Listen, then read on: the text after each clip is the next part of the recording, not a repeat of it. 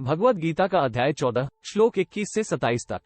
अर्जुन उवाच कैलिंगे स्त्रीगुणानितान्तितो भवति प्रभो किमाचारः कथ चैतांस्त्रिगुणानतिवृत्ते। श्री भगवान उवाच प्रकाशे च प्रवृत्तिं च मोहमेव च पांडव न द्वेष्टि संप्रवृत्तानि न निवृत्तानि कांक्षति। उदासीनो गुणैर्यो न विचाल्यते गुणा वर्तन्ते तेव नेङ्क्ते समदुःख सुख स्वस्थ समलोष्टाश्मकांचन तुल्य प्रिया प्रियो धीरस्तुल्य निदात्म संस्तुते मानापमान्यो स्तुल्य स्तुल्यो मित्रोरिपक्ष्यो सर्वारंभ परित्यागी गुणातीतः स उच्यते मां च भक्तियोगेन सेवते स गुणास्मति ते तान् ब्रह्म भूयाय कल्पते। ब्रह्मणो हि प्रतिष्ठामृतस्य वीर्यस्य च शाश्वतस्य च धर्मस्य सुखसिकान्तिकस्य च। ओम तत्सदिति श्रीमद्भगवद्गीतासूपनिषत्सु ब्रह्मविद्या योगशास्त्रे श्रीकृष्णार्जुन संवादे गुणत्रय विभाग योगो नाम। Bhagavad Gita, chapter 14, verses from 21 to 27. Arjuna said, what are the marks of him who has risen above the three gunas, and what is his conduct? And how, Lord, does he rise above the three gunas?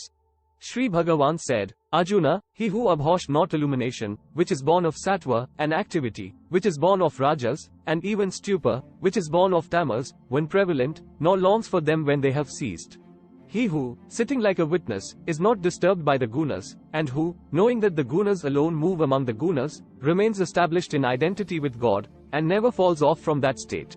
He who is ever established in the self, takes pain and pleasure alike, regards the clod of earth, a stone and a piece of gold as equal in value, is possessed of wisdom, accepts the pleasant as well as the unpleasant in the same spirit, and views censure and praise alike. He who is equipoised in honor or ignominy, is alike towards a friend or an enemy, and has renounced the sense of doership in all in the takings, is said to have risen above the three gunas. He too who constantly worships me through the yoga of exclusive devotion transcending these three gunas, he becomes eligible for attaining Brahma. For, I am the substratum of the imperishable Brahma, of immortality, of the eternal Dharma and of unending immutable bliss. Thus, in the Upanishad sung by the Lord, the science of Brahma, the scripture of yoga, the dialogue between Sri Krishna and Arjuna, ends the 14th chapter entitled, The Yoga of Division of Three Gunas. Arjun बोले इन तीनों गुणों से अतीत पुरुष किन किन लक्षणों से युक्त होता है और किस प्रकार के आचरणों वाला होता है तथा हे प्रभु, मनुष्य किस उपाय से इन तीनों गुणों से अतीत होता है?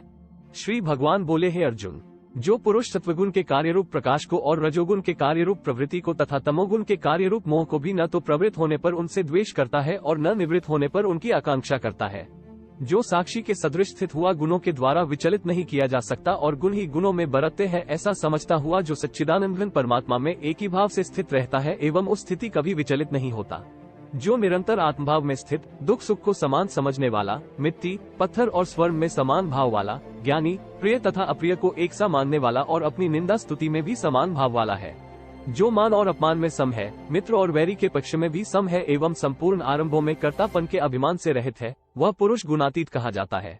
और जो पुरुष अव्यभिचारी भक्तियोग के द्वारा मुझको निरंतर भजता है, वह भी इन तीनों गुणों को भलीभांति लाभ कर सच्चिदानंद ब्रह्म को प्राप्त होने के लिए योग्य बन जाता है, क्योंकि उस अविनाशी परब्रह्म का और अमृत का तथा नित्य धर्म का और अखंड एक रस आनंद का आश्रय में हूँ।